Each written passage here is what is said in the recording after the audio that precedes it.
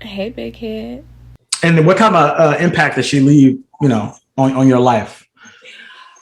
Um, Strength, the part where I own myself Mm-hmm. and I don't shrink from confrontation. I know how to be in a nonverbal fight.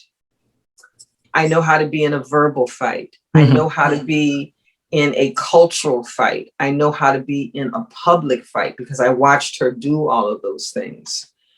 And sometimes your parents teach you what not to do.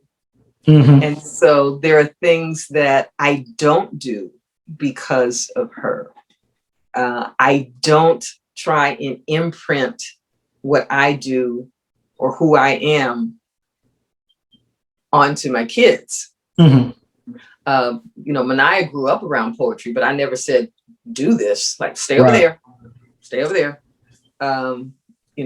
Do this because you want to, not because I do it. Right. And the controlling part of my mom's nature, I consciously do not do that with my children. I probably give them more autonomy when they want structure, like, well, what should I do? You might have to figure that out for yourself. You don't want to rule with an iron fist, pretty much. You want to. No. Yeah. I hear you. Sometimes you got to have that balance, and I think you do. From outside looking in, I feel like you do have that balance of when to step in and when not to step in. Thank you. That means a lot. Of course. Last question. Is what are you up to now?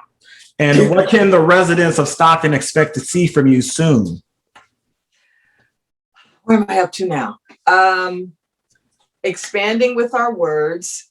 I have grants that are supporting our work now. Mm-hmm. So that means that this year's Youth Poetry Collective will have a stipend for the year. It won't be a lot, but it will be a stipend for the year. Uh-huh.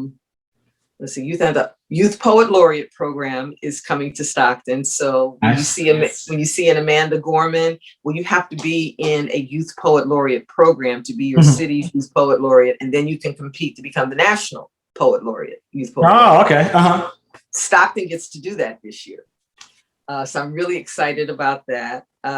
Wrapping up this term of being Stockton's Poet Laureate, running a youth media project, and there's always 9 things going on over here. When is BMV this year, and what city? It's virtual. Oh, okay. I don't know how that works, but okay. Yeah, it was virtual last year, and it's interesting because you do a lot of pre-recorded kind of poetry submissions, and they'll probably do that this year. They're still working it out. Uh-huh. So 2019 was the last year that was in person. And so I imagine next year it will resume being in person. Right. Okay. Well, I've never seen a virtual one. I'm kind of curious to know how many restarts these teams are having right now to try to put the best product out there, pretty much. Well, not everybody is going to be in the competition. So that they narrowed the competition pool last year. So I'm really interested in seeing the format this year. Wow. Yeah. Wow. Well, I mean, that would totally ruin my BFV experience. I'm glad, mine was years before this whole pandemic happened. But I'm still happy that it's still going, though. At least they're still trying to keep something, Yeah, that's one of the reasons why I'm not so much focused on B&V, because mm-hmm. there's so much that this team wouldn't be able to experience like the in-person part of it, like schlepping to breakfast and the ciphers and just hanging out with people outside of a dorm until 2 and 3 o'clock in the morning, and the actual getting on a bus and going to the venues, and, all of that. There's a lot that won't be present. There still will be the gathering, but I'm focused on an opportunity that Brandon Leak has given us as a result of winning America's Got Talent this year. This year's slam team gets to go to Vegas and see him when he opens. Oh, that's great. That's great. That's a great one. Yeah. So I'm really looking forward to that. Yeah, they get to see, where poetry really could take you is from maybe a small coffee shop open mic to America's Got Talent, Exactly. So, exactly. Yeah. So it's beautiful to see that transition and to be able to touch it, to know it's tangible. It's also great as well. And first of all, I wanted to say thank you, Tama, for coming on to my new YouTube channel. I am always in debt to you. You changed my life completely, from a street kid just running around doing whatever he can get his hands on to somebody with a little bit more structure and know the power of words and I feel like I have a love for it just as much as you do now, because you're showing me the way and showing me how far it can actually take you. So I wanted to say thank you.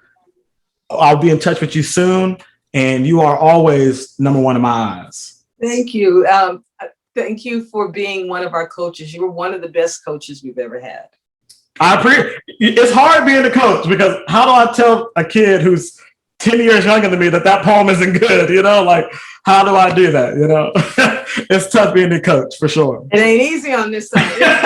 It's not. I thought it was. It's not. It's not for everybody. Are you still writing? I am not still writing. No, not at all. Oh, I miss your voice. Yeah, not at all. Sometimes I miss it too. I just don't have the urge really to write anymore. I still love the art form. I still listen to poems and stuff like that. I personally just don't have the heart to write, Yeah. If your heart's not in it, then.